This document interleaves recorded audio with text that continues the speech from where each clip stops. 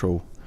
Caio, vamos falar um pouco de performance profissional. Vambora. Você está há muito tempo no mercado em alta performance. E dentro do meu conceito de alta performance, que é o conceito certo, não aquele conceito, se o cara tem uma meta bem estabelecida, se o cara é organizado, ele está em alta performance. Não. Ele está em alto. Você está em alto é que você é o melhor do teu segmento. Você está há muito tempo no top do teu segmento. Você é escritor best-seller, depois best-seller de novo, depois best-seller de novo. E tem qualidade, tem curadoria. Você está em alta há muito tempo. E vai continuar em alta há muito tempo também, porque eu te conheço ultra focado. Mas eu queria te fazer uma pergunta. O que você observa que a grande parte das pessoas não fazem, cara? E que as pessoas... Os poucos que estão em alta performance não negligenciam de jeito nenhum e muitas pessoas não estão dando atenção, continuam não dando atenção e provavelmente vão continuar não dando atenção. E o que determina, por exemplo, a diferença entre alta performance para o cara de baixa performance. Antes de você falar, uma vez você falou assim para mim, sabe o que eu percebi no triatlon, Joel? O atleta amador e o cara da alta performance, é que o cara da alta performance, quando o bicho tá pegando, ele não se desespera no meio do desespero, no meio do caos, ele respira e vai. Isso. É mais ou menos essa pergunta nos negócios. Puxa, irmão, uma coisa que é muito clara pra mim, porque uma coisa é você chegar num topo, assim, você chegar num lugar de destaque, outra coisa é você permanecer. Por exemplo, eu sou mais de 10 anos distribuidor, trabalho na venda direta há mais de 10 anos. Faz 9 anos que eu já tô no hall dos 50 maiores distribuidores do mundo, assim, já há 9 anos consecutivos, assim. Animal. E aí... Caio, qual que foi a diferença? Como é que você conseguiu chegar e permanecer lá? Pra mim, o maior inimigo do sucesso futuro é o sucesso presente. Tá, fala mais. Por exemplo, quando a gente chega num determinado padrão, é muito comum a gente ficar num estágio mais confortável, de não ter uma evolução constante, uma inovação constante, a gente sempre não tem aquele aprimoramento. Como é que eu posso? Porque às vezes a gente entra nessa bitola de quando a gente tem um certo nível de resultado, a gente fica muito fiel àquilo que a gente fez a gente crescer. Mas aquilo que a gente fez levou a gente onde a gente tá. E o que a gente não fez vai levar a gente pro próximo ponto. Então, sempre fica nesse questionamento, Caio, o que você ainda não fez que vai te levar até o próximo ponto? Certo. Então, eu sempre fico nessa tara.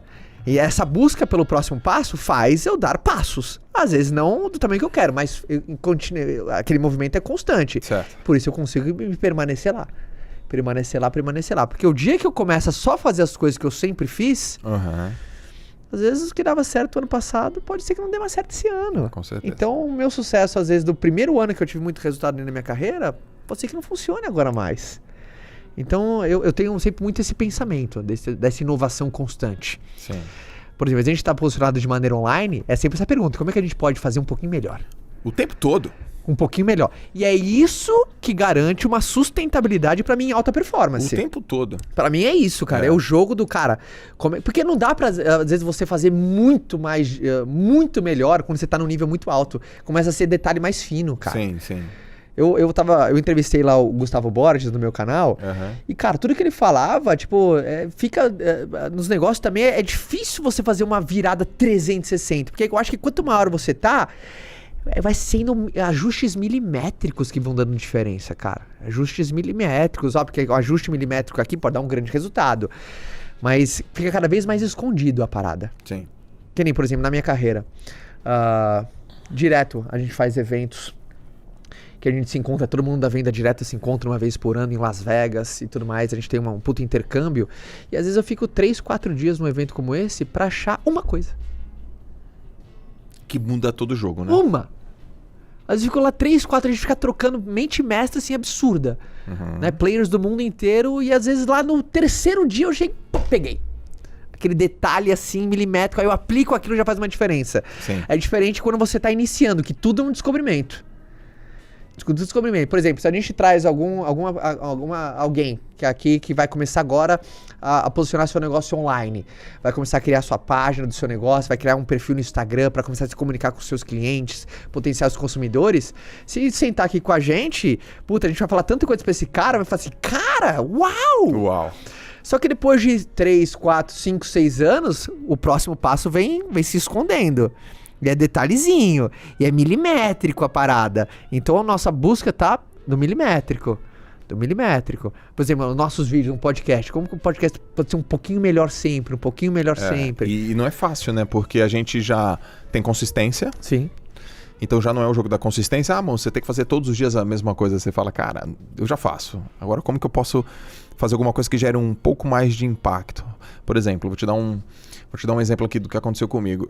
Eu levei algum tempo, mas hoje eu já entendi o que faz, por exemplo, um vídeo meu no IGTV, por exemplo, dar certo. Eu já entendi. Uhum. Então se eu pegasse, por exemplo, aqui, sentado aqui agora, para de ser preguiçoso, cara, você tem que entender uma coisa, você não precisa ter motivação pra começar, começa que a motivação vem, cara. E outra coisa, você tem que levantar da cama, tocou o despertador, levanta, mas pra você. Se eu fizesse aqui, ia dar um resultado. Uhum. Mas eu sei que hoje eu tenho que treinar, eu tenho que estar na externa, eu tenho que estar cansadíssimo, aí eu tenho que lembrar o que aconteceu, eu tenho que ficar um pouco pistola, e aí eu ligo a câmera. Aquilo vai dar certo. Cara, olha o preço que eu tenho que pagar, cara. Sim. E é um preço. Só que hoje eu falo, se esse é o preço para fazer o negócio impactar e tocar mais o coração das pessoas, então esse é o preço que eu vou pagar. Então, entender o que eu tô fazendo, né? Até uma vez você falou isso, né? A importância de entender o que a gente tá fazendo é porque você consegue ter consistência nas tuas ações, né? Então você considera o seguinte, então, quando você não era o Caio Carneiro, o que fez você subir foi a curiosidade?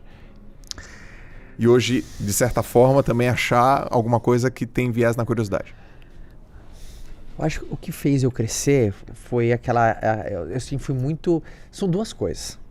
É uma palavra... Eu não consegui achar outra palavra que possa substituir, porque às vezes eu falo essa palavra, é uma palavra que pode ter um viés. Eu sempre fui muito ingênuo, Joel. Mas eu não consigo achar outra... Porque eu sempre acreditei que eu podia ser grande. Entendi. Essa ingenuidade, saca? Vou contar uma historinha aqui pra galera. Tinha um monte de rato e eles estavam com a ideia de subir na Torre Eiffel. Aí um monte de rato ficou olhando a Torre Eiffel e falou, puta, não vai dar não. Puta, olha o nosso tamanho, o tamanho da Torre Eiffel. E alguns ratos começaram. Aí os ratos que nem começaram falaram assim, cara, esquece, onde você tá indo, é o que tem pra cima. E os ratos, porra, é verdade. Começaram a descer. Alguns foram mais um pouquinho, começaram a descer. Aí um começou, subiu. E todo mundo, você tá louco, você não chegou nem na metade. Subiu. Mas cara, não vai dar, você não subiu. Porra do ratinho chegou lá em cima. E aí na hora que o ratinho desceu, os ratos que estavam lá embaixo ficaram, como é que esse cara subiu? Como é que esse rato subiu? Era o único de todos os ratos que era surdo. Não ouviu ninguém ali embaixo dizendo que ele não podia, que não dava, que ele não conseguia. Então eu sempre fui muito ingênuo, cara. Ingenuidade positiva. Por exemplo, quando eu comecei na minha carreira de profissional de marketing de relacionamento, sabe, eu tinha 22 para 23 anos. Eu nunca tinha trabalhado no segmento, sempre tive uma musculatura de venda, sempre foi meu DNA, vendedor desde moleque, aquele moleque que sempre gostou de vender coisas na escola. Meu avô me chamou pra trabalhar junto com ele, ali foi minha grande faculdade, trabalhei em vendas, tive um grande destaque, eu sempre era o ponta, era o vendedor que mais vendia, então sempre tive essa musculatura, mas nunca trabalhei dentro da venda direta, comandando extensas equipes de vendas, mas eu sempre acreditei que eu podia. Então, essa minha ingenuidade de acreditar que eu posso chegar num lugar de destaque, eu chamo de crença do mérito. Tem gente que acredita na crença do demérito. Por exemplo, eu tenho um monte de pessoas que às vezes me acompanham que elas acreditam realmente que dá pra chegar num lugar extraordinário, sabe, Joel? Tipo, elas olham às vezes até a gente e falam assim, pô, eu sei que dá pra chegar, mas honestamente, será que eu posso? Tipo, eu olho vocês, mas, cara... Será que, né? Será que eu? Mas, tipo... Vamos ser realistas, elas falam demérito, isso. Entendi. Eu chamo a crença no demérito. Acredita que é possível, mas elas pensam, mas eu? Eu não, né? Ele sim, ele é especial, ela é especial. Ele é diferente, ela é diferente. Então assim, fui muito ingênuo nessa ponto de acreditar que eu podia. Isso meio que desencadeou um monte de coisa. Meio que desencadeou que dá, foi te fortalecendo, foi te dando uma convicção. Eu sempre fui um ratinho surdo. Sim. Eu sempre fui um ratinho surdo. Sempre preparei muito meu ambiente sem saber a força do ambiente. Sabe esse lance do ambiente te molda? Certo. Eu sempre tive bons ambientes, Joel. Bons ambientes. E assim, de maneira... Eu nem sabia que era uma estratégia você preparar o teu ambiente. O teu ambiente, ele é como se fosse uma pessoa. Ele pode te lembrar do que fazer, do que não fazer. Ele pode te ajudar ou te atrapalhar.